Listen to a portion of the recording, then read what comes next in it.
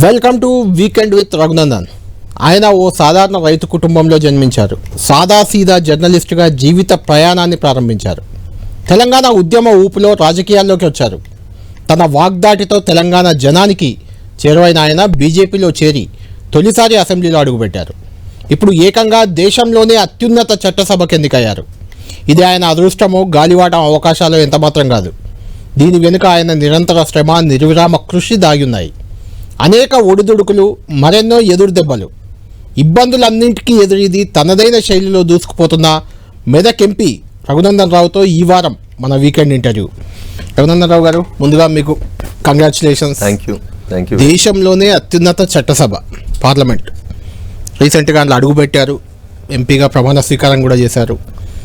దాన్ని దూరం నుంచి చూసిన రఘునందన్కి దాని లోపలికి అడుగుపెట్టిన తర్వాత ఎలాంటి ఫీలింగ్ వచ్చింది? అసలు ఎప్పుడైనా పార్లమెంట్లో అడుగు పెడతాను అనే నమ్మకం మీకు ఉండేదా? 100% ఐ హ్యావ్ సెల్ఫ్ కాన్ఫిడెన్స్. పార్లమెంట్లో కాదు, ఎక్కడికైనా అడుగు పెట్టేటువంటి సెల్ఫ్ కాన్ఫిడెన్స్ ఉన్నటువంటి వ్యక్తిని నేను. ఒక లక్ష్యాన్ని పెట్టుకొని పనిచేసుకుంటూ ముందుకు పోతే, అది శాసనసభ పదవైనా లేదా పార్లమెంట్ పదవైనా, దానికి ఒక నిర్ణీతమైనటువంటి ప్లానింగ్ చేసుకుంటూ ముందుకు పోతే ఖచ్చితంగా సాధించవచ్చని మీ ముందు కూర్చున్న రఘునందన్ నిరూపించాడు. ఎన్నికల కంటే ముందు ఈ దేశంలో ఉన్నటువంటి అన్ని సర్వే సంస్థలు, దాదాపు అన్ని టీవీ ఛానళ్ళు, అంత మీడియా మిత్రులంతా తెలంగాణలో బారాసా గెలిచేది ఒక ఎంపీ సీట్ గెలవడానికి అవకాశం ఉంది, 0 నుంచి 1 సీట్లని. Pre survey, poll survey, elections ముగిసిన తర్వాత జరిగిన సర్వేలు, రేపు రిజల్ట్ వస్తాయని వచ్చేటువంటి ఎగ్జిట్ పోల్స్ అన్నీ కూడా 0 నుంచి 1 వస్తాయి. అంటే 1 ఏడు వస్తుందంటే మెదక్లు వస్తుంది అని చెప్పారు. కానీ నేను డే 1 నుంచి మీ అందరితో చాలా ఛానళ్ళలో చెప్పిన, ఎన్నికల ప్రచారంలో చెప్పిన, చాలామంది నమ్మకపోదురు, నవ్వుతుంటారు. రఘునందన్కి ఏదో వ్యక్తిగతమైనటువంటి కోపం ఉంది కాబట్టి ఇట్లా మాట్లాడుతున్నాడు. ఏ రోజైతే టీఆర్ఎస్ బీఆర్ఎస్గా మారిందో, తెలంగాణ ప్రజలు వాళ్ళకి సిఆర్ఎస్ ఇస్తారు, కంపల్సరీ రిటైర్మెంట్ స్కీమ్ ఇస్తారు, చంద్రశేఖరరావు గారిని ఫామ్ హౌస్కి పరిమితం చేస్తారని నేను ఒక 100 సభలు ఎన్నికల ముందు ఇదే ఇంటర్వ్యూలో కూడా చెప్పారు. ఇక్కడ చెప్పిన, ప్రతి పబ్లిక్ మీటింగ్లో చెప్పిన, జనానికి అందరికీ చెప్పిన, ఎవరు నమ్మలేదు. రఘునందన్కి మధ్యలో ఒకసారి ఎమ్మెల్యే గెలవగానే బాగా ఎక్కువైపోయింది అహంకారం అన్న మిత్రులు కూడా కొంతమంది ఉన్నారు. ఇప్పుడు the issue is not that. I have a confidence. Medak parliament ఎప్పుడు గెలిచినా రఘునందనే గెలుస్తాడు అనేది రఘునందన్కు ఉన్నటువంటి విశ్వాసం. ఆ విశ్వాసంతో నేను జనవరిలోంచి నేను పనిచేయడం ప్రారంభించిన. మెదక్ పార్లమెంట్ పరిధిలో ఉన్నటువంటి మా భారతీయ జనతా పార్టీ కార్యకర్తల కష్టం, బూత్ అధ్యక్షులు, శక్తి కేంద్రాల ఇన్ఛార్జీలు, మండల జిల్లా స్థాయి నాయకులందరూ కూడా రఘునందన్ గెలిస్తే నేను గెలిచినట్టు అని అనుకున్నారు. ప్రతి కార్యకర్త కూడా 50 డిగ్రీల టెంపరేచర్లో సూర్యునితో పోటీపడి పనిచేస్తారు. ఎవరు తగ్గలేదు. అన్న ఎండ దెబ్బ కొడుతుంది అన్న, లేకపోతే ఇబ్బంది అవుతుందని ఏ ఒక్క కార్యకర్త కూడా ఈరోజు చెప్పలేదు. సో రఘునందన్ పార్టీకి చేస్తున్న సేవలు, కార్యకర్తల గొంతుగా నిలబడినటువంటి సందర్భాలు, ఇట్లా అనేక విషయాల లోపల కార్యకర్తల గుండెకి దగ్గరగా ఉన్నాడు కాబట్టి రఘునందన్ మావోడు రఘునందన్ అనుకున్నాడు. రఘునందన్ గెలిస్తే మేం గెలిచినట్టు అనుకున్నారు. మెదక్ గెలవాలని ఒక పట్టుదలతోటి మా కార్యకర్తలు చేసినటువంటి కృషి మెదక్ పార్లమెంట్ సభ్యుని నన్ను గెలిపించి పంపించింది. పార్లమెంట్ సెంట్రల్లో మొట్టమొదటిసారిగా ఎన్డీఏ పార్లమెంట్ సభ్యుల సమావేశానికి హాజరైనప్పుడు భారత రాజ్యాంగ నిర్మాత గౌరవనీయులు బిఆర్ అంబేద్కర్ గారు లాంటి మహానీయులందరూ కూర్చొని చర్చలు జరిపినటువంటి ఒక సభలో ఆ బల్లలలో మేము కూడా కూర్చొని ఎన్డీఏ మొట్టమొదటి సమావేశానికి హాజరైనప్పుడు ఇట్ వాజ్ లైక్ ఎనీథింగ్. ఏడొచ్చినాం కనీసం పంచాయతీ మెంబర్ లేనటువంటి కుటుంబంలో పుట్టి ఒక సామాన్య రైతు కుటుంబంకి వెళ్ళి వచ్చి ఎలాంటి రాజకీయ నేపథ్యం లేకుండా 500 ఓట్లు లేని ఊరికెళ్ళి పార్లమెంట్ దాకా పోయినామంటే అది ప్రజల ఆశీస్సులు, ఆ రాములూరి ఆశీస్సులు తప్ప ఇంకొకటి ఉన్నాయని నేను అనుకోను. రైట్, మీరు ఇంతసేపు చెప్పినట్టు నిజంగానే మెదక్ అంటే బీఆర్ఎస్ కంచుకోట. అంటే బీఆర్ఎస్ ఆవిర్భావం తర్వాత అక్కడ ఇప్పటి వరకు ఓడిపోలేదు. రఘునందనే ఓడించారు మొదటిసారి బీఆర్ఎస్ని. అఫ్ కోర్స్ గతంలో టీఆర్ఎస్, ఈవెన్ బీజేపీకి కూడా అది బలమైన సీటా అంటే అప్పుడు ఎప్పుడో 30 ఏళ్ల కింద ఆలయ నరేంద్ర ఒక్కసారి గెలిచారు. అది ఆ తర్వాత అసలు బీజేపీ అప్పటి మెదక్ పార్లమెంట్ కి ఇప్పటి మెదక్ పార్లమెంట్ పునర్విభజన కూడా జరిగింది. 2009 పునర్విభజన తర్వాత అవును, సిద్దిపేట, దుబ్బాక, గజ్వేల్, నర్సాపూర్, మెదక్, ఈ అసెంబ్లీలు మొట్టమొదటిసారిగా మెదక్ పార్లమెంట్ లో 2009 తర్వాత వచ్చారు. అంతకుముందు గౌరవనీయులు ఆర్ల నరేంద్ర గారు 1999లో గెలిచినప్పుడు Zaheerabad, Narayankhed, Andole, Sangareddy, Medak, Kamareddy, technically it was Medak parliament. But అప్పుడు సిద్దిపేట, గజ్వేల్, దుబ్బాక కాన్స్టిట్యున్సీస్. అదే అంటున్నాను నేను. అంటే అంత బలమైన బీఆర్ఎస్ కి ఇప్పుడు కంచుకోటగా మారింది. గతంలో ఇందిరాగాంధీ కాంగ్రెస్ పార్టీ నుంచి ప్రాతినిధ్యం వహించారు మెదక్, కేసీఆర్ మెదక్ నుంచి ప్రాతినిధ్యం వహించారు, తెలంగాణ సాధించిన ఉద్యమ నాయకుడు. బీఆర్ఎస్ కంచుకోట, ఎవరు అవునన్నా కాదన్నా మీరే చెప్పినట్లు ఇప్పుడు గజ్వేల్, సిద్దిపేట 2 చాలా కీలక నియోజకవర్గాలు అక్కడ ఉన్నాయి. అయినా ఏంటి మీ కాన్ఫిడెన్స్ ఏమి ఉండేది అక్కడ? మీరు అన్నట్టు 0 or 1 అని చెప్తారు, ఎక్కువ 1 అనే చెప్పారు, 0 తక్కువ చెప్పారు అక్కడ. అంటే మెదక్ బీఆర్ఎస్కి వచ్చేస్తుందనే ఎక్కువ సర్వేలు వచ్చాయి చెప్పేశారు. మీకేంటి మీ కాన్ఫిడెన్స్ ఎందుకు అనిపించింది అలా? సో కార్యకర్తల కసి, టీఆర్ఎస్ కార్యకర్తల్లో కూడా ఒక రకమైనటువంటి కసి వెంకట్రామరెడ్డి మీద. ఎందుకు ఆ కసి అంటే, హరీష్ రావు అనేట ఆయన 2014 టీఆర్ఎస్ ప్రభుత్వం ఏర్పాటైన తర్వాత మంత్రి, సిద్దిపేట జిల్లా కలెక్టర్ అంటే వెంకట్రామరెడ్డి. ఎవరైనా సర్పంచో కౌన్సిలరో ఇంకెవరైనా ఏదైనా పని కోసం పోతే, ఇది నేను చెప్తున్న మాట కాదు సుమా, నేను ఎవరినో ప్లీజ్ చేయడానికో ఎంకరేజ్ చేయడానికి ప్రకారం రఘునందన్ మీద బీజేపీ మీద అభిమానం కాదు, అది బీఆర్ఎస్ మీద వెంకట్రామరెడ్డి మీద ఉన్న కోపమే అంటారా? ఒక్క నిమిషం 100% నరేంద్ర మోడీ గారి మీద ఉన్న ప్రేమ, రఘునందన్ మా కోసం కష్టపడతాడు అనేటువంటి విశ్వాసం వెరిసి, అరే ఎదురుగున్న క్యాండిడేట్ల బలాబలాలను కూడా చెప్పనియాలి కదా కళ్యాణ్. అవసరమే అంటే ఆ వ్యక్తి మోడీ గారి ప్రభావం తప్ప ఇంకా వేరే ప్రభావం ఏముందని నేను అనుకోను. 100% మోడీ గారి ప్రభావం, మోడీ గారి ఆశీస్సులు, మోడీ గారు పటాన్చెరుకు వచ్చిన సందర్భంలో, మోడీ గారు అల్లాదుర్గంకి వచ్చిన సందర్భం లోపల స్టేజ్ మీద మోడీ గారితో నేను మాట్లాడిన 1-2 మాటలు, అవన్నీ చూసినటువంటి ప్రజలకి ఖచ్చితంగా రఘునందన్ మోడీ గారి టీంలో ఉండాలనేటువంటి ఒక ఆశ, సంకల్పం గెలిపించింది. నేను చెప్తుంది మీకు అక్కడ వెంకట్రామరెడ్డి అనే వ్యక్తికి సిద్దిపేట జిల్లాలో ఉన్నటువంటి వ్యతిరేకత గురించి చెప్పబోతా ఉన్నాను. సో అది మీకు ఇష్టం లేదు కాబట్టి ఆ టాపిక్ వదిలేద్దాం. వెంకట్రామరెడ్డి మోడీ గారు అనేటువంటి అంశం తప్ప ఇంకొకటి ఏం లేదు. భారతీయ జనతా పార్టీ పార్లమెంట్ సభ్యులుగా మేము గెలిచినామంటే 100% మోడీ గారి పేరు మీదనే గెలిచినాం, భారతీయ జనతా పార్టీ పేరు మీదనే గెలిచినాం. దాంట్లో రెండో ఆలోచన లేదు, రెండో సందేహం కూడా ఎవరికి ఉండాల్సినటువంటి అవసరం లేదు.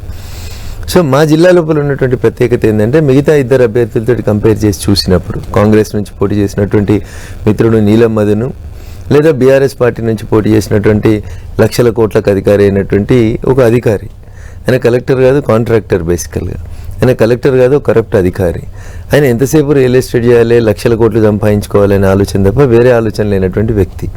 పార్లమెంటుకి అట్లాంటి వాళ్ళు పోతే ఏమొస్తుంది అనేది ప్రజలు ఆలోచించారు. ఇంకొక సమస్య ఏమొచ్చిందంటే, నిన్నటిదాకా ఈ వెంకట్రామరెడ్డి అనేటి ఆయన జడ్చర్ల మాజీ ఎమ్మెల్యే లక్ష్మారెడ్డి గారికి వియ్యంకుడు, మాజీ మంత్రికి. ఈయన కాంగ్రెస్ అధికారంలోకి రాగానే ఈయన పొంగులేటి శ్రీనివాసరెడ్డి గారికి వియ్యంకుడు. సో ఈయన గెలిచినా కాంగ్రెస్లో కోతాడు, ఈయన ఉండడు, ఈయన ఎక్కువ కాలం టీఆర్ఎస్ పార్టీలో ఉండడు. ఈయన బంధం అంతా ఎప్పుడో కమ్యూనిస్ట్ ఉద్యమాన్ని రాసి నిర్మించి చైనాలో కమ్యూనిజం పుట్టింది అన్నప్పుడు కార్ల్ మార్క్స్ చెప్పిండని చెప్తారు. మానవ సంబంధాలన్నీ ఆర్థిక సంబంధాలే అని చెప్పింది అంటారు.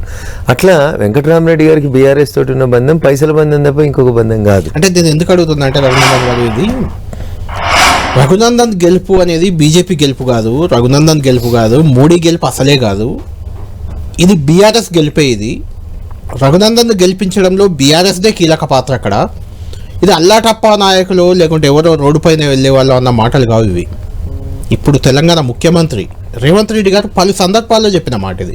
సో ఆడలేక మధ్యలోడిందని రేవంత్ రెడ్డి అనేటువంటి చేతగాక, రేవంత్ రెడ్డి అనేటువంటి ఈ తెలంగాణ రాష్ట్ర ముఖ్యమంత్రికి పనిచేయడం చేతగాక, వాళ్ళ నాయకులను గెలిపించుకోవడం చేతగాక, బీఆర్ఎస్ పార్టీతో లోపాయికారిగా హరీష్ రావు గారితో లోపాయికారిగా ఒప్పందం చేసుకొని ఆయన ఆడుతున్నటువంటి నయా నాటకం తప్ప ఇంకొకటి ఏం లేదు. కాళేశ్వరంలో మొదటి నీళ్ళ మంత్రి హరీష్ రావు ముద్దాయి కావాలి. కాళేశ్వరంలో మీరు ఒకటి చెప్తారు, మీ ఉత్తమ్ కుమార్ రెడ్డి గారు ఒకటి చెప్తారు. అరెస్ట్ చేయించడం అంటే చేత కాదు మీకు.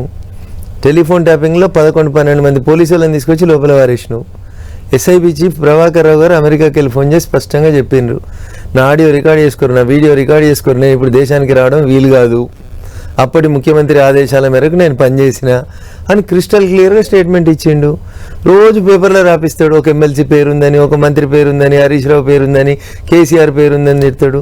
బిల్లా రంగాల లెక్క ఊరు మీద విడిచిపెట్టిన మైసమ్మ దున్నపోతు లెక్క తిరుగుతుర్రు అంటారు.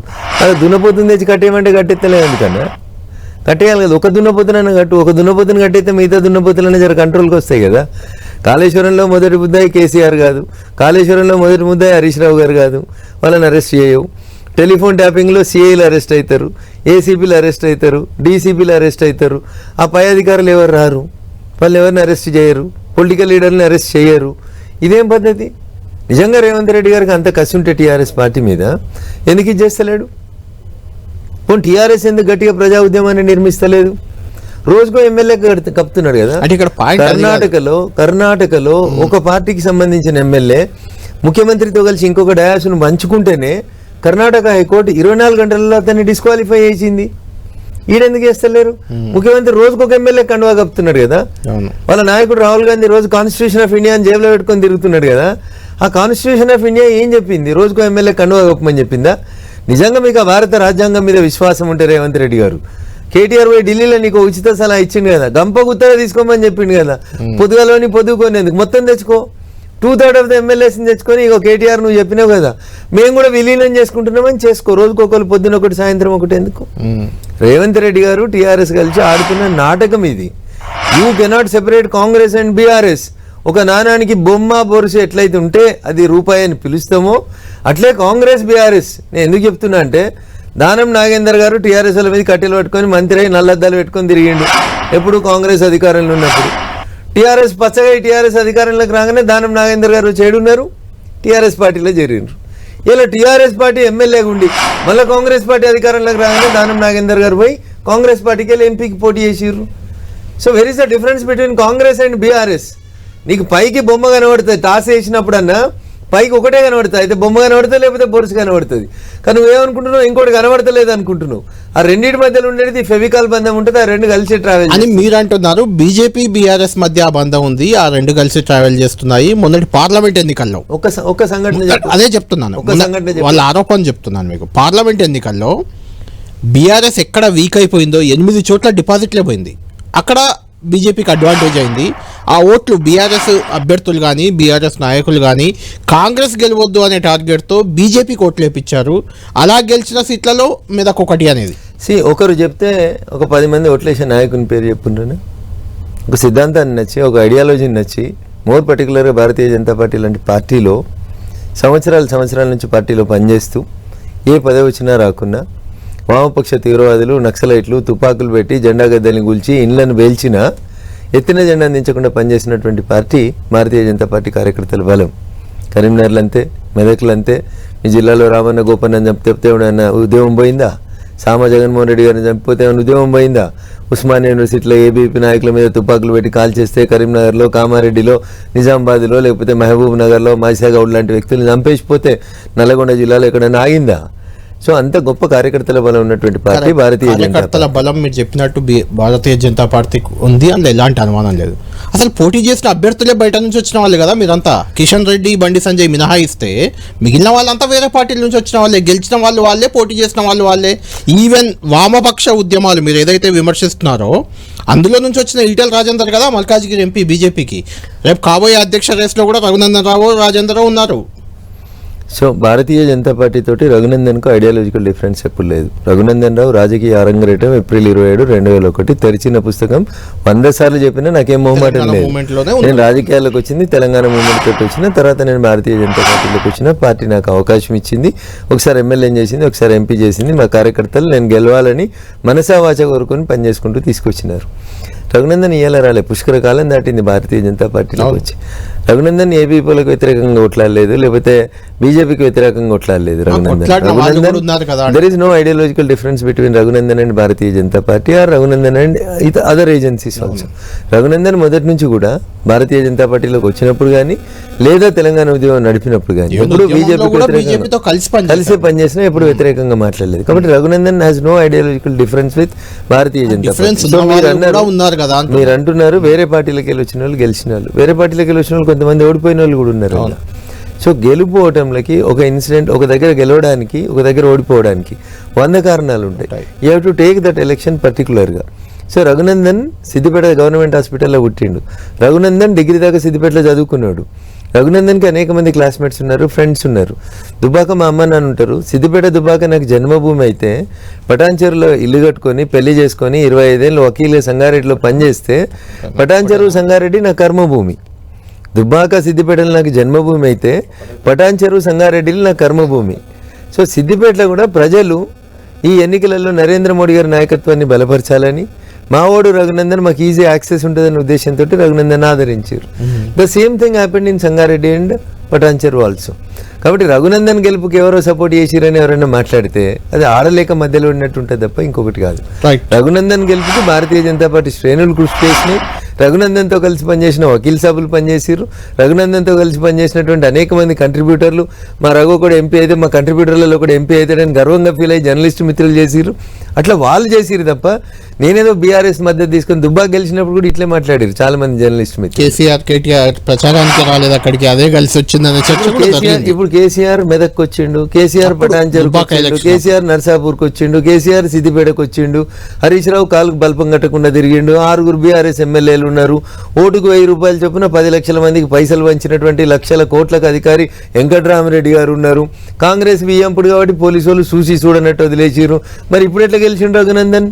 అంటే రఘునందన్ సొంత బలం, భారతీయ జనతా పార్టీ కార్యకర్తల బలాన్ని మీరు ఎప్పుడు కూడా అంగీకరించడానికి ఇష్టపడకపోతే దానికి ఎవరేం చేస్తారన్నా? కన్నుండి చూడలేకపోతే మేమేం చేస్తాం? మీ కన్నుండి కూడా మీకు చూడడానికి ఇష్టం లేదు. ఇప్పుడు రఘునందన్ గెలుపుని చిన్నగా చేసి చూడాలనుకుంటారు మీరు. కాంగ్రెస్ 10 సార్లు గెలిచింది మెదక్ పార్లమెంట్ నుంచి. ఇందిరాగాంధీ లాంటి వాళ్ళు ఉత్తర భారతదేశంలో ఇందిరమ్మ అయిపోయింది అన్న రోజు దక్షిణ భారతదేశం గెలిపించింది, మెదక్ గెలిపించింది. అంతా కాంగ్రెస్ కంచుకోట మెదక్. ఆ తర్వాత బీఆర్ఎస్ పార్టీ పుట్టినాటి నుంచి బీఆర్ఎస్ గెలిచిన సీటు. అక్కడ రఘునందన్ గెలిచిందంటే మీకు జీర్ణం చేసుకోవడానికి ఇష్టం లేదు. బీఆర్ఎస్ లో ఉండేటువంటి కొంతమంది, కాంగ్రెస్ లో ఉండే కొంతమంది ఏది పడితే అది మాట్లాడతారు. నేను అడుగుతా మిమ్మల్ని, రేవంత్ రెడ్డి గారు ఏదో అన్నారు కాబట్టి, మరి మల్కాజ్గిరిని సిట్టింగ్ సీట్ కదా, మల్కాజ్గిరిలో ఏ స్థానంలో ఉంది కాంగ్రెస్ పార్టీ? ఎన్నోట్లు వచ్చినాయి మల్కాజ్గిరి లోపల? నీ కొడంగల్ నియోజకవర్గం మహబూబ్ నగర్ పార్లమెంట్లు ఉంటుంది కదా, మరి మహబూబ్ నగర్ పార్లమెంట్ ఎందుకు ఓడిపోయినావు?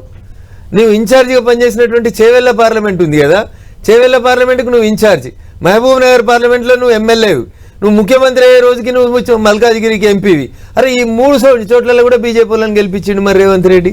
భవిష్యత్తు గెలిపించారా అన్నట్టే కదా. ఇప్పుడు రఘునందన్ హరీష్ రావు గెలిపించింది అనేది if you can justify that statement.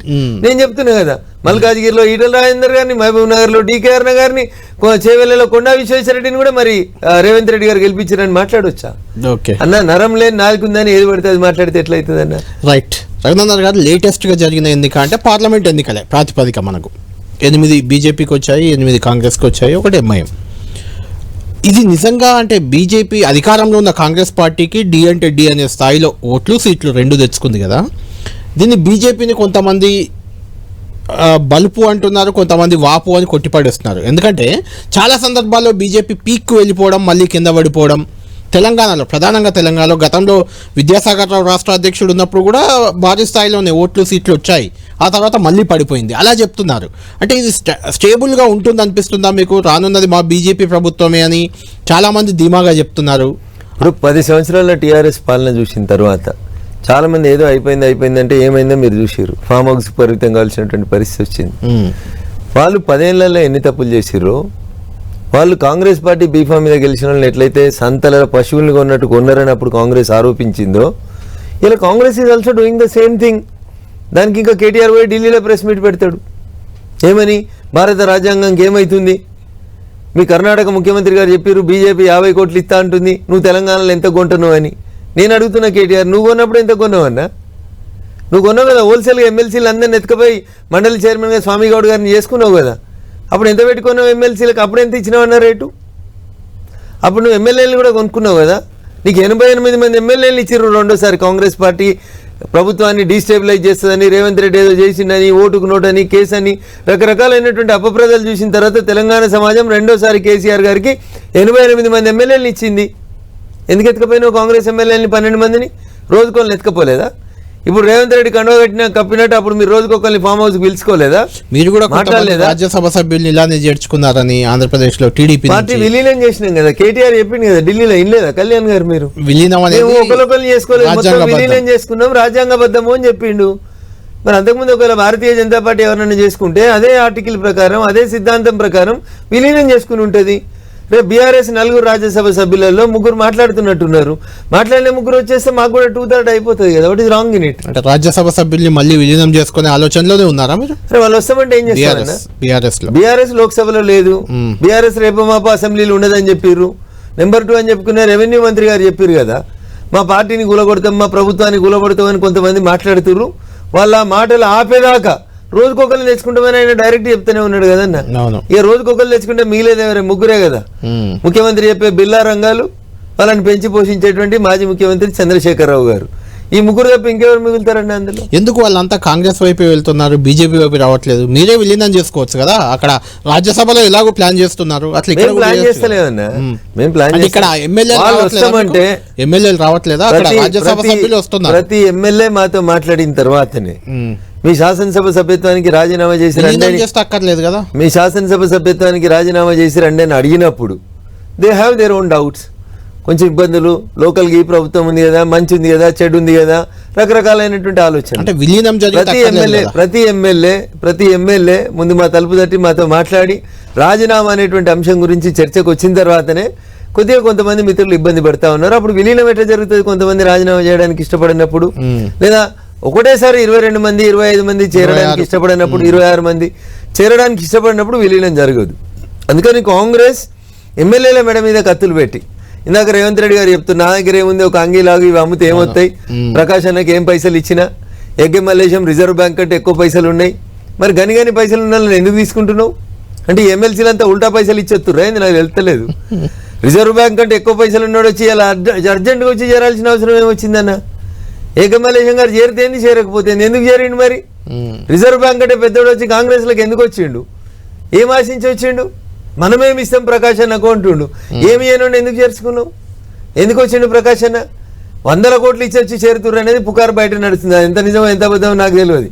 Reverse ఇచ్చిపోయి join అవుతారు ఒక్కొక్కరు అని చెప్పుకుంటున్నారు. ఒక్కొక్క ఎమ్మెల్సీ 150 కోట్లు ఇచ్చిండంటే ఒక ఎమ్మెల్సీ, అట్లా కూడా చెప్పుకుంటున్నారు బయట.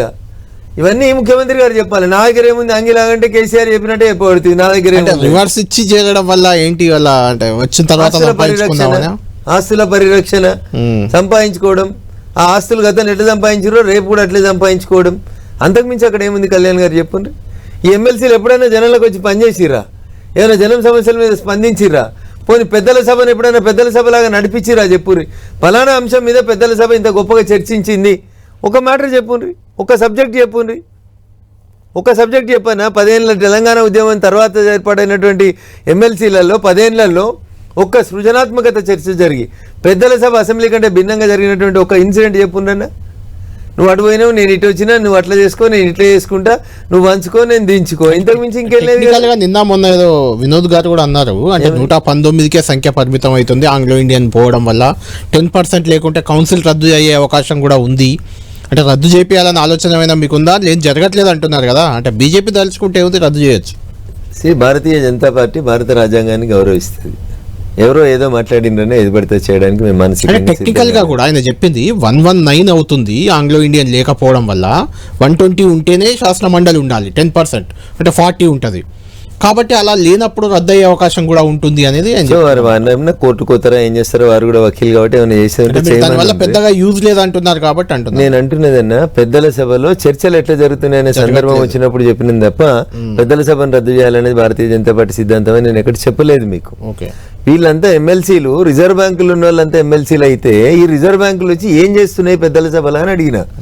ఎగ్గె మల్లేశం గారు ఏం చేసిరు అని ముఖ్యమంత్రి గారు ఇందాకనే వస్తూ చూస్తే ఆయన మాట్లాడింది విన్నా కాబట్టి అడుగుతున్నా. నాకు ఎగ్గె మల్లేశం గారితో ఏం శత్రుత్వం లేదు, లేకపోతే ఇంకెవరితో నాకేం మిత్రత్వం కూడా లేదు. నేను అడుగుతున్న క్వశ్చన్ ఏంటంటే, వీళ్ళకి మనం ఏమి ఇవ్వగలుగుతాం? నా దగ్గర ఈ అంగిలాగు తప్పితే ఏం లేదని మాట్లాడుతున్నటువంటి ముఖ్యమంత్రి గారు ఏం లేని నీ దగ్గరికి ఎందుకు వస్తున్నారు? నీ దగ్గర 65 మంది ఎమ్మెల్యేలు ఆల్రెడీ ఉన్నారు కదా, తీసుకోవాల్సిన అవసరం ఏముంది? పారదర్శకంగా వాళ్ళు చెప్తున్న వెర్షన్ ఏంటంటే, బీఆర్ఎస్ బీజేపీ ఒక్కటై మా ప్రభుత్వాన్ని కూల్చే ప్రయత్నాలు చేస్తుంది. లక్ష్మణ్ గారు లాంటి వాళ్ళు మాట్లాడారు. నీకు 65 మంది ఉన్న తర్వాత అదే అందులో కొంతమంది ఇచ్చిన, నువ్వు బీఫామ్ ఇచ్చి గెలిపించుకున్నటువంటి నీ కాంగ్రెస్ పార్టీ ఎమ్మెల్యేలు కొంతమంది నేను నిడిచిపెట్టిపోతారనే అనుమానం ముఖ్యమంత్రి గారికి ఉందని చెప్పదలుచుకురా మీరు? అంతే కదా, అందులో కొంతమంది లాగితేనే కూల్చేయగలరు. ఎవరు లాగుతారు? BJP BRS. అరే బీజేపీ బీఆర్ఎస్ ఒకటి ఎట్లా అవుతుంది? బీజేపీ తూర్పు అయితే బీఆర్ఎస్ పడమరా, మేము ఉత్తరం అయితే వాళ్ళు దక్షిణం. మేమెందుకు కలుస్తామన్నా? మాకేం అవసరం ఉందని కలుస్తాం వాళ్ళతోటి? వాళ్ళు చెప్తున్న వెర్షన్ అదే, కూల్చేస్తాం అని పదే అంటున్నారు. కాబట్టి మా ప్రభుత్వం కూలకుండా భారతీయ న్యాయ స్మృతి బిఎన్ఎస్ వచ్చే కంటే ముందు మొన్నటి దాకా అందరి మీద 120B పెట్టడానికి అవకాశం ఉండే. రాజద్రోహం, ప్రజల చేత ప్రజల కొరకు ప్రజలు ఎన్నుకున్నటువంటి ఒక అధికారిక ప్రభుత్వాన్ని కూల్చేస్తాం పడగొడతాం అని అన్నప్పుడు 120B కింద ఎందుకు కేసీఆర్ మీద కేసు ఎందుకు పెట్టలేదు? రేపు పడేస్తాం ఎల్లుండి పడేస్తాం అంటే కేసు పెట్టాల్సింది. లక్ష్మణ్ గారు కూడా కామెంట్ లక్ష్మణ్ గారు అనలేదు ఆ మాట. లక్ష్మణ్ గారు ప్రభుత్వం కూలిపోవచ్చు అన్న. లక్ష్మణ్ గారు అన్న మాట ఏంటంటే రేపు కాంగ్రెస్ కంటే మనం ఎక్కువ ఎంపీలు గెలిచినప్పుడు కాంగ్రెస్ ఎమ్మెల్యేలు అయోమయానికి గురవుతారు. కాంగ్రెస్ ప్రభుత్వం 5 సంవత్సరాలు మనగడ సాగించకపోవచ్చు, భవిష్యత్తులో అధికారం భారతీయ జనతా పార్టీకి వస్తుందని చెప్పారు లక్ష్మణ్ గారు తప్ప మేము కాంగ్రెస్ ఎమ్మెల్యేలు తీసుకుంటాం చెప్పలేదు. కాంగ్రెస్ అయోమయం అవుతుందా మరి ఇప్పుడు మీరు అనుకున్న రకంగా? ఇప్పుడు అది అవుతుంది కాబట్టి రేవంత్ రెడ్డి గారు ఇట్లా పొద్దున ఒక ఎమ్మెల్యే పొద్దుకు ఒక ఎమ్మెల్యేని తీసుకుంటారు కదా అంతే. రేవంత్ రెడ్డి గారికి నేను మీ ద్వారా చెప్పదలుచుకున్నటువంటి అంశం ఒకటి, కళ్యాణ్ గారు 2014, 2018లో గెలిచిన తర్వాత చంద్రశేఖరరావు గారు చేసినటువంటి పొరపాట్లని మీరు చేయొద్దని నేను కోరుకున్నాను, చేయరని నేను ఆశపడ్డాను. కానీ దురదృష్టం ఆయన ఎట్లాంటి తప్పుడు విధానాలను అయితే అవలంబించిండో, చంద్రశేఖరరావు గారు ముఖ్యమంత్రి కుర్చీలో కూర్చొని ఏ చేయకూడని పనులు అయితే చేసిరో, ప్రస్తుతం తెలంగాణ రాష్ట్ర ముఖ్యమంత్రిగా ఉన్నటువంటి రేవంత్ రెడ్డి గారు కూడా అదే అడుగుజాడలలో పోతున్నారు. ఇదెక్కడ బాధాకరమైనటువంటి విషయం. ప్రతిపక్ష ఎమ్మెల్యేలు ఉంటే పైసలు ఇయ్యం, ప్రతిపక్ష ఎమ్మెల్యేలకి ప్రోటోకాల్ ఉండదు, ప్రతిపక్ష ఎమ్మెల్యేలు చెప్తే పోలీసు వాళ్ళు వినరు, ఖచ్చితంగా ఓడిపోయిన వాళ్ళు కూడా పక్కన కూర్చుంటారు. మంత్రుల స్టేట్మెంట్లు గిట్లెట్లయితాయి? ఇదేం ప్రజాస్వామ్యం?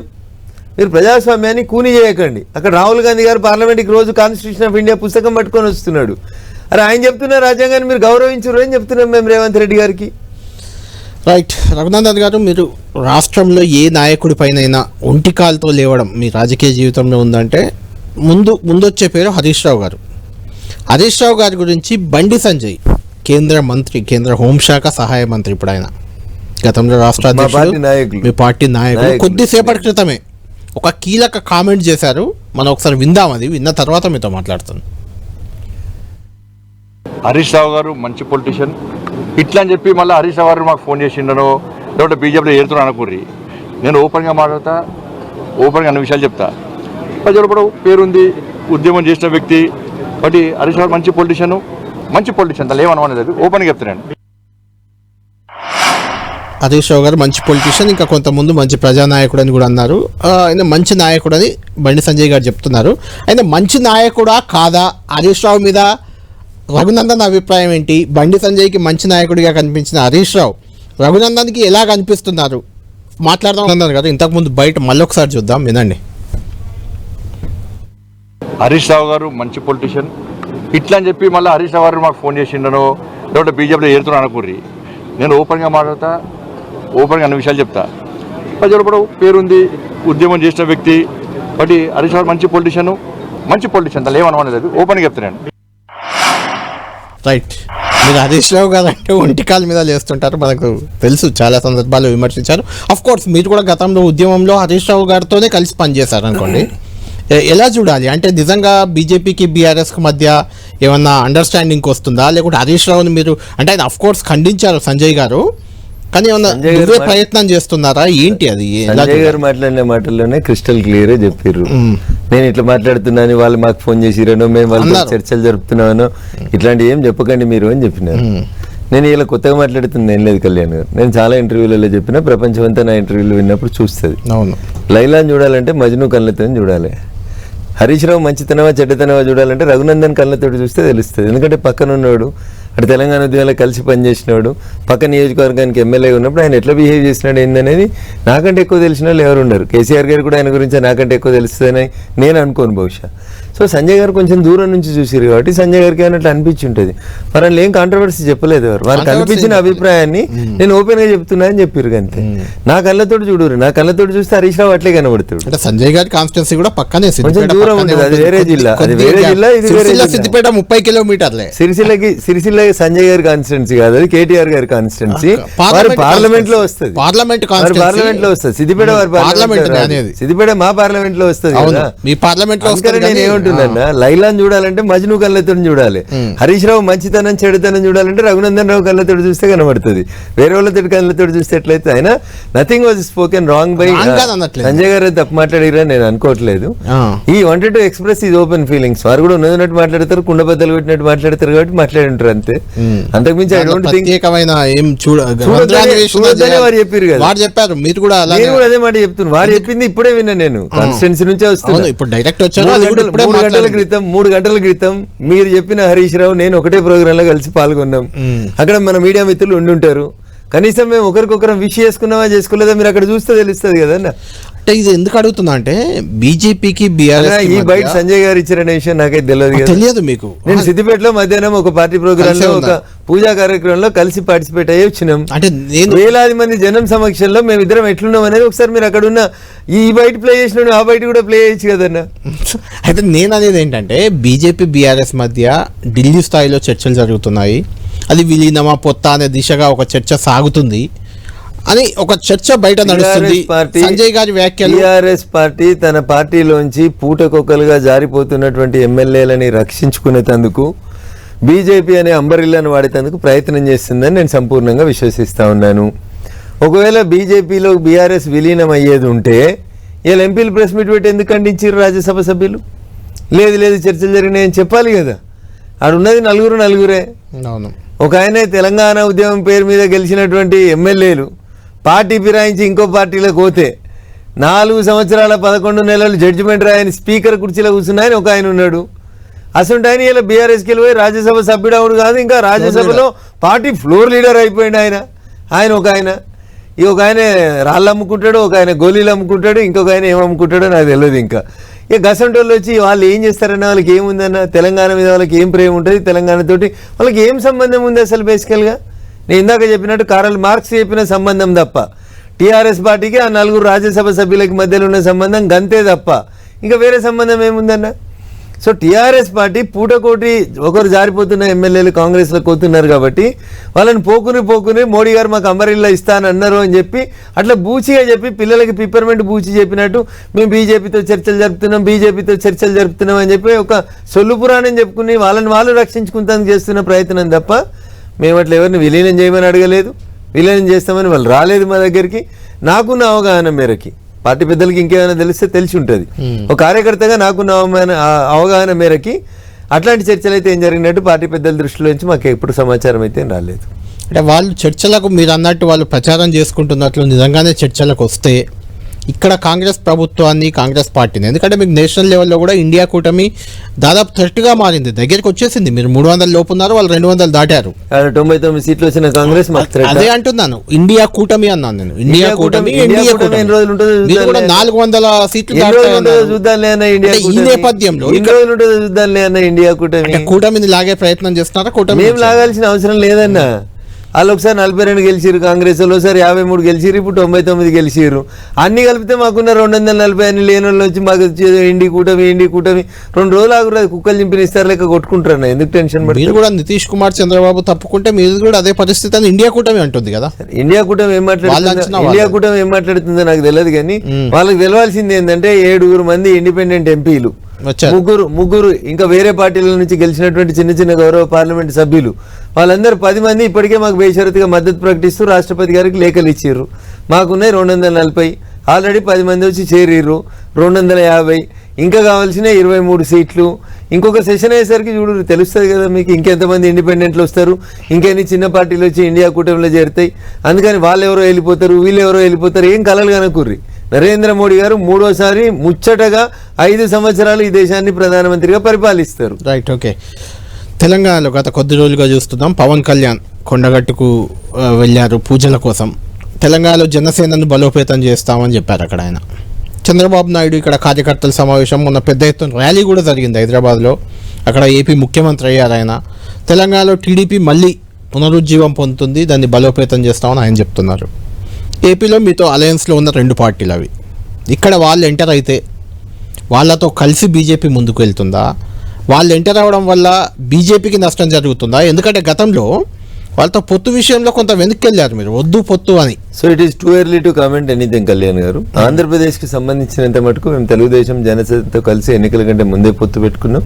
వాళ్ళు జనసేనలో భాగస్వాములుగా ఉన్నారు, కలిసే పోటీ చేసినాం, కలిసే గెలిచినాం, కలిసే ప్రభుత్వాన్ని ఏర్పాటు చేసుకున్నాం. It is an NDA government అని చంద్రబాబు నాయుడు గారు కూడా పదే చెప్తా ఉన్నారు. తెలంగాణ రాష్ట్రానికి సంబంధించి పొత్తుల విషయంలో కానీ, జనసేన విషయంలో కానీ, తెలుగుదేశం పార్టీ విషయంలో కానీ ఇప్పటిదాకా ఇక్కడ చర్చలు జరిగినట్టయితే నా దృష్టికి రాలేదు. చర్చలు జరగలేదు అంటే ఆ 2 పార్టీలు ఎంటర్ అయితే తెలంగాణ రాజకీయాల్లో ఊహాజనితమైనటువంటి ప్రశ్న ఎంటర్ అవుతామని చెప్పారు కదా వాళ్ళు. కానీ అన్న what is wrong in it?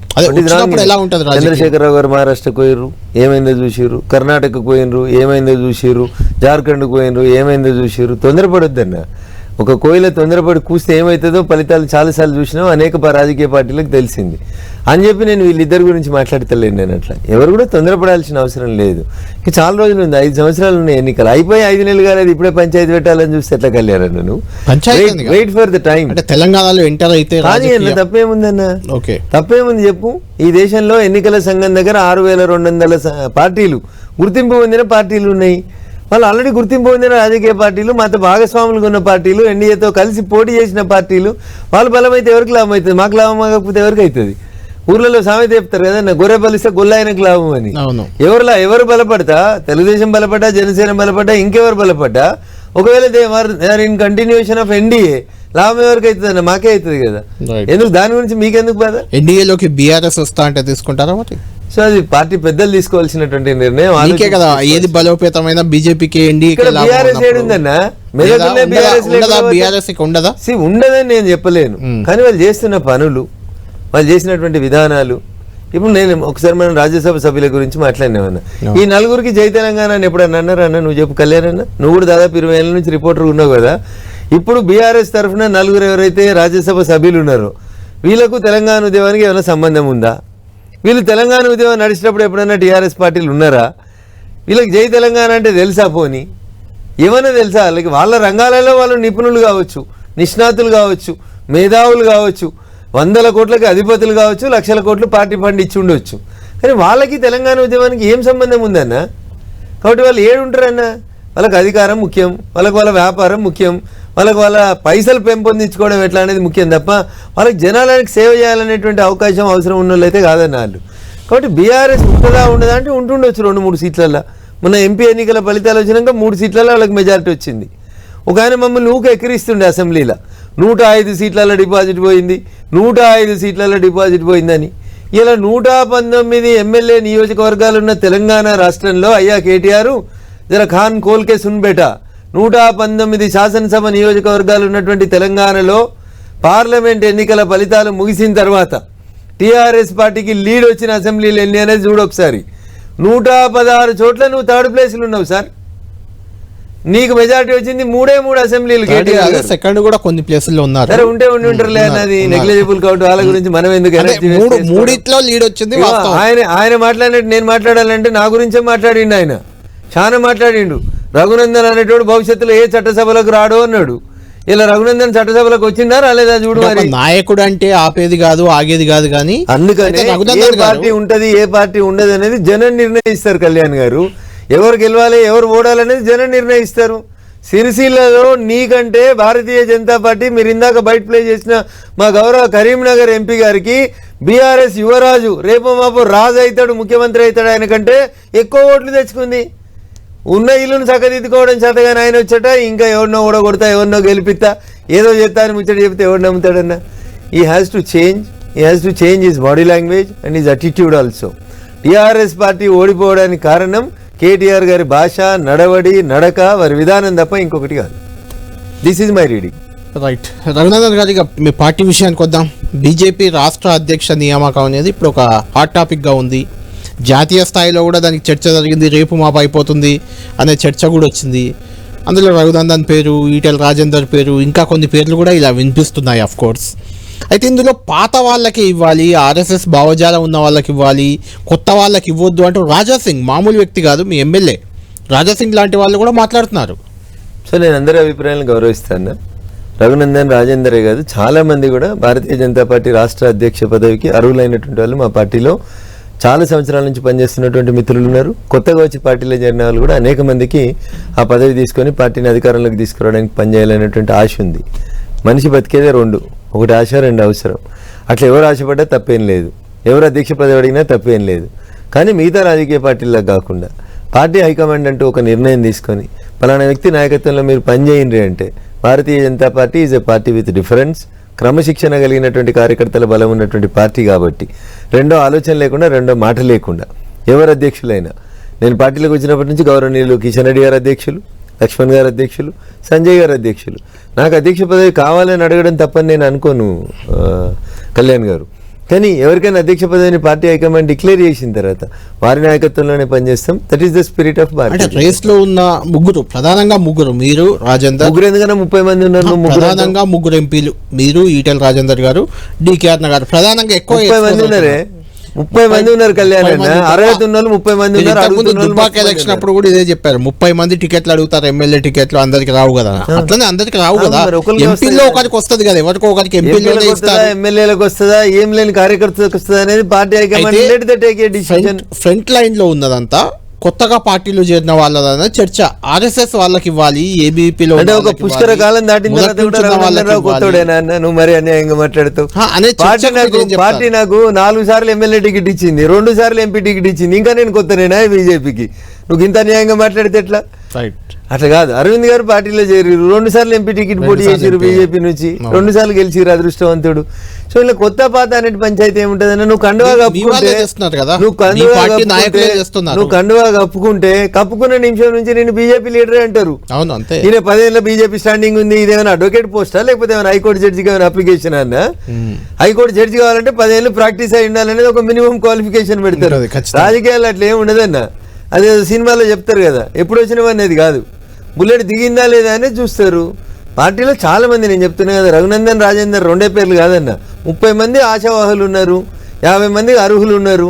Party high command తీసుకునే నిర్ణయాన్ని అందరం కూడా క్రమశిక్షణ కలిగినటువంటి కార్యకర్తలుగా తూచా తప్పకుండా పాటిస్తారు. కానీ నేనేమంటా అంటే అడగడం తప్పు అని నేను అన్నాను. అడగడం నిన్న చేరిన వాళ్ళు అడగవచ్చు, ఏళ్ళ చేరిన వాళ్ళు అడగవచ్చు, రేపు డిక్లేర్ అయ్యకంటే ముందు చేరిన వాళ్ళు ఎవరైనా అడగవచ్చు. వన్స్ నీ మెడలో పార్టీ కండువా పడ్డ తర్వాత ఇంకా నువ్వు పాత కొత్త అని అయితే నేను అనుకోను. మేబీ కొంతమంది నా అభిప్రాయంతో డిఫర్ అవుతుండొచ్చు. మేము 30 ఏళ్ళ నుంచి పనిచేస్తున్నామని కొంతమంది మిత్రులు వాదిస్తుండొచ్చు, నేను దాన్ని తప్పు పట్టాను. They have every right. But ideological difference ఉందా లేదా, నువ్వు పార్టీ సిద్ధాంతానికి అనుగుణంగా పనిచేస్తున్నావా లేదా, దట్ ఈజ్ మోర్ ఇంపార్టెంట్ అన్న. పార్టీలో చేరిన తర్వాత పార్టీ కండువా వేసుకున్నాక you should work for the development of the party. నువ్వు దానికి అడ్జస్ట్ అయితే లేవు అనుకున్నప్పుడు పార్టీ హైకమాండ్ ఖచ్చితంగా ఆలోచిస్తుంది. అంతేగాని వాళ్ళకి అర్హత లేదు, వీళ్ళకి అర్హత లేదు అని చెప్పే స్థాయి నాది కాదు. Everybody is eligible. Bharatiya Janata పార్టీలో చిన్న కార్యకర్త స్థాయి నుంచి ఈరోజు ఈ దేశానికి ప్రధానమంత్రిగా ఎదిగినటువంటి నరేంద్ర మోడీ గారు, అమిత్ షా గారు, ఇట్లా చెప్పుకుంటూ పోతే స్వర్గీయ గోవా ముఖ్యమంత్రి గౌరవనీయులు మనోహర్ పారికర్ దాకా ఎవరి గురించి చెప్పుకున్నా వీళ్ళంతా కార్యకర్తల స్థాయి నుంచి అక్కడ దాకా వచ్చిన వాళ్ళు. అంటే రఘునందన్ కూడా రేస్లో ఉన్నారా? సరే, నేను ఏమంటున్నా, అడగడం తప్పు కాదని నేను అనుకుంటున్నాను. ఓకే. సో పార్టీ నన్ను గౌరవించింది, 4 సార్లు ఎమ్మెల్యే పదవి ఇచ్చింది, 2 సార్లు ఎంపీ పదవి ఇచ్చింది. సో ఏ జిల్లాలో అయితే టీఆర్ఎస్ పుట్టిందో, ఏ జిల్లాలో అయితే బీజేపీ గెలవడం కష్టమని అని చాలామంది బయట కూర్చొని టీవీలలో కూర్చొని చెప్తారో, ఆ జిల్లాలో ఒకసారి ఎమ్మెల్యేగా ఒకసారి ఎంపీ గెలిచి వచ్చిన పార్టీ నాకు చట్టసభలకు పోయేందుకు 2 సార్లు అవకాశం ఇచ్చింది. పార్టీ అవకాశం ఇస్తే ఆ జిల్లాలో వాళ్ళ పునాదులు కదిలిచ్చి వచ్చినోడిగా ఏదైనా అవకాశం ఇస్తే, పార్టీ ఆలోచిస్తే, కన్సిడర్ చేస్తే, ఖచ్చితంగా అవకాశం ఇస్తే 100% నాకు ఏ బాధ్యత ఇచ్చినా క్రమశిక్షణ కలిగినటువంటి కార్యకర్తగా ఆ బాధ్యతలో ఎమిడిపోతా, పనిచేస్తా. నువ్వు బూత్ అధ్యక్షునికి ఎలిజిబుల్ రఘునందన్ అని మన పార్టీ పెద్దలు చెప్తే పోయి పనిచేస్తా. I don't have any this one దేశాలు ఈగోలు అంటూ ఏం లేవు నాకు. రైట్. రఘునందన్ గారు, తెలంగాణ రాజకీయాల్ని, అసెంబ్లీ ఎన్నికలు, పార్లమెంట్ ఎన్నికలు, ఈ 2 ప్రధానంగా వచ్చాయి కాబట్టి ఈ ఎన్నికల్లో ఫలితాలను ఒక రకంగా తారుమారు చేసేది, మలుపు తిప్పింది అంటే అది లిక్కర్ స్కామ్, అందులో కవిత అరెస్ట్ అనే ఒక చర్చ పెద్ద ఎత్తున ఉంది. దాంట్లో వాస్తవం ఎంత అనేది మీరే చెప్పాలి. ఎందుకంటే అసెంబ్లీ ఎన్నికల ముందు ఒప్పుకోరు, లిక్కర్ స్కామ్ అదే అడుగుతున్నా, అడగనివ్వండి. లిక్కర్ స్కామ్ లో కవిత అసెంబ్లీ ఎన్నికల ముందే అరెస్ట్ అయి ఉంటే అది బీఆర్ఎస్కి, బీజేపీకి ఇంకా కొంత అడ్వాంటేజ్ ఉండేదేమో. పార్లమెంట్ ఎన్నికల ముందు కవితను అరెస్ట్ చేశారు, అది బీజేపీకి అడ్వాంటేజ్ అయింది. అంటే బీఆర్ఎస్కి, బీజేపీకి మధ్య ఎలాంటి సంబంధం లేవు అని చెప్పుకోవడానికి యూజ్ అయింది. ఇవన్నీ ఒక చర్చ పెద్ద ఎత్తున ఉంది అన్న. ఇవన్నీ ఊహాజనితమైన. కొద్ది రోజుల్లో కవితకు బెయిల్ వస్తుందని కూడా ఒక చర్చ జరుగుతుంది బయట. అంటే మనం చెప్పలేము, అది ఇలా కేజ్రీవాల్ గారికి సుప్రీంకోర్టు బెయిల్ ఇచ్చింది కాబట్టి కవితకు వస్తుంది కావచ్చు అని ఊహాగానాలతోటి భారతీయ జనతా పార్టీ మీద దయచేసి పూర్వే జల్లకుండ్రు. Bharatiya Janata party is a party with difference. Bharatiya Janata పార్టీకి లిక్కర్ స్కామ్ కి సంబంధం లేదు. ఒక్క నిమిషం. భారత ప్రభుత్వం పరిధిలో పనిచేస్తున్నటువంటి కొన్ని ఏజెన్సీస్ దృష్టికి కొన్ని నేరాలు వచ్చినప్పుడు ఆ ఏజెన్సీస్ ఆ ఇన్వెస్టిగేషన్ని కొనసాగిస్తాయి. బీజేపీ అరెస్ట్ చేస్తుందన్న, కవిత అరెస్ట్కి రఘునందన్కి ఏం సంబంధం ఉంటుందన్న? కవిత గారు ఓపెన్ గా అన్నారు కదా, ఏమని? కవిత గారే అన్నారు ఇది రాజకీయ ప్రేరేపితం, రాజకీయ కుట్రతో చేసిన అరెస్టు. కేసీఆర్ ఎవరెవరైతే కేసీఆర్ గారు కూడా బీజేపీకి అన్నారు. మద్దతు ఇచ్చారో వాళ్ళకి బెయిల్ వస్తున్నాయి, నాకు రావట్లేదు అన్నారు. కేసీఆర్ గారు కూడా అన్నారు. కవిత గారు ఈ మాట అరవింద్ కేజ్రీవాల్ గారు కూడా అన్నారు. ఇలా మరి ఎలక్షన్స్ అయిపోయినాయి కదా, ఇలా బెయిల్ ఎందుకు వచ్చిందన్న? మాకేమైనా మద్దతు ఇస్తురా? ఆమ్ ఆద్మీ పార్టీ ఏమైనా ఎక్కడైనా మాకు మద్దతు ఇస్తా అని చెప్పిందా? పోనీ మొన్న జరిగిన పార్లమెంట్లో ఎక్కడైనా మద్దతు ఇచ్చిందా? టీఆర్ఎస్ పార్టీ ఎక్కడైనా మద్దతు ఇచ్చి, అసలు టీఆర్ఎస్కి లోక్సభలో సభ్యులే లేరు కదా, ఎక్కడైనా మద్దతు ఇచ్చిరా? కాబట్టి ఇట్లాంటి వాటి కోసం ఇట్లాంటి ఊహాజనితమైనటువంటి ప్రశ్నల బేసిస్గా కవిత అరెస్టు, లిక్కర్ స్కాము, అక్కడ ఒక 100 కోట్లు, దాని ప్రభావం పడిందా ఎన్నికల మీద? సో కామన్ మ్యాన్ చర్చించుకోవడానికి టీవీ ఛానళ్లలో పెద్ద పెద్ద డిబేట్లు పెట్టుకోవడానికి ఉపయోగపడేటువంటి అంశంగానే చూడాలి తప్ప దీన్ని అది న్యాయస్థానం పరిధిలో ఉంది, న్యాయస్థానం చూస్తుంది, బెయిల్ ఇవ్వాలనుకుంటే ఇస్తుంది, వద్దనుకుంటే వదిలేస్తారు. దానికి మనం చేయగలిగింది ఏముంటుందన్న? I cannot influence the court, I can only argue your case. ఒకవేళ మీరు నా క్లయింట్ అయితే నేను మీ తరఫున ఆర్గ్యుమెంట్ చేయగలుగుతా, మా క్లయింట్ మంచోడని చెప్పగలుగుతాను, బెయిల్ ఇవ్వమని అడుగుతాను, కండిషన్స్ పెట్టుండే అని చెప్తాను. అంతేగాని నేను పోయి కోర్టుని ఎక్కడ నేను చేయగలుగుతాను? ఎందుకు ఈ మధ్య మీరు ఎంపీగా ఉండి కూడా ఏదో కోర్టు కేసు వాదించారు కదా ఈ మధ్య. సో అది కార్యకర్తల కష్టం వచ్చినప్పుడు అన్న. నేను గెలిచిన తర్వాత మెదక్లో బక్రీద్ పండుగ కంటే 2 రోజుల ముందు జరిగినటువంటి కొంత పోలీసుల నిష్క్రియ పర్వత్వం వల్ల 2 వర్గాల మధ్యన అక్కడ గొడవ జరిగింది. అనవసరంగా హిందువులని కత్తిపోట్లకు గురి చేసినటువంటి సంఘటనలో ముస్లింలు ఇచ్చినటువంటి తప్పుడు ఫిర్యాదు మేరకు హిందువులను అరెస్ట్ చేసి జైల్లో పెడితే, వృత్తిరీత్యా న్యాయవాదిని కాబట్టి, మా పార్టీ కార్యకర్తలు 23 మంది జైల్లో ఉన్నారు కాబట్టి నేను వాదించకపోతే ఎవరు వాదిస్తారు? కళ్యాణ్ నా కార్యకర్తలను కాపాడుకోవడం నా ప్రాథమిక కర్తవ్యం అన్న. అందుకని కోటేసుకొని పోయినాను. అదే అంటున్నాను నేను, ఎంపీగా అడ్వకేట్ గా రెండు బాధ్యత అంటున్నా. తప్పకుండా అన్యదా శరణం నాస్తి, నువ్వు తప్ప నన్ను ఎవరు కాపాడని రేపు కళ్యాణ్ నుంచి బెయిల్ ఏమన్నా వేస్తా, దాంట్లో తప్పేముందని నేను అనుకుని ఇట్స్ మై ప్రొఫెషన్ అన్న. అట్లాంటి అక్కడ జట్మలాని గారు రాజ్యసభ సభ్యుడు ఉండి ఆర్గ్యుమెంట్ చేయలేదా? సుబ్రహ్మణ్య స్వామి గారు ఆర్గ్యుమెంట్ చేయరా? కపిల్ సిబాల్ గారు చేస్తలేరా? చిదంబరం గారు చేస్తలేరా? So nothing is wrong in it, but my priority is my karyakarta. నా కార్యకర్తకు ఇబ్బంది కలిగింది అన్నప్పుడు నేనే ఆర్గ్యుమెంట్ చేసినాను.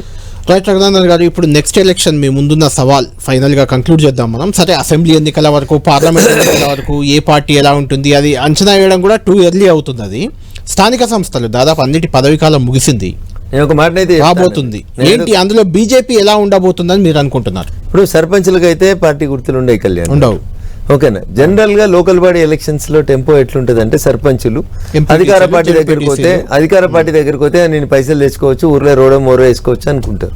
సర్పంచుల వరకు సంబంధించి ఎంపీటీసీలు, జడ్పీటీసీలు, మున్సిపల్ కౌన్సిలర్లు అన్ని కూడా పార్టీ గుర్తుల మీద పోటీ జరుగుతుంది. పోటీ భవిష్యత్తు లోపల ఈ రాష్ట్రంలో జరిగే ఏ ఎన్నికల్లోనైనా పోటీ కాంగ్రెస్ వర్సెస్ బీజేపీ ఉంటుంది అనేది నాకున్నటువంటి విశ్వాసం. రైట్, థ్యాంక్ యూ రఘునందన్ గారు. చూడాలి, అసెంబ్లీ, లోక్సభ ఎన్నికల్లో అయితే ప్రభావం చూపారు. స్థానిక సంస్థల ఎన్నికల్లో బీజేపీ ప్రభావం ఎలా ఉండబోతుంది? బీజేపీ కాబోయే రాష్ట్ర అధ్యక్షుడు ఎవరు? రఘునందన్ ఓపెన్గానే చెప్తున్నారు తాను రేస్లో ఉన్నానని. ఎవరు రాష్ట్ర అధ్యక్షుడు కాబోతున్నారు? రాష్ట్ర అధ్యక్షుని నేతృత్వంలోనే ఆ లోకల్ బాడీ ఎన్నికలు కూడా జరగబోతున్నాయి కాబట్టి నిజంగా బీజేపీ ప్రభావం తెలంగాణలో ఏ మేరకు ఉండబోతుంది ఏంటి అనేది తేలే అవకాశాలు మరి కొద్ది రోజుల్లోనే కనిపిస్తున్నాయి. ఇది ఈ వారం వీకెండ్ విత్ రఘునందన్.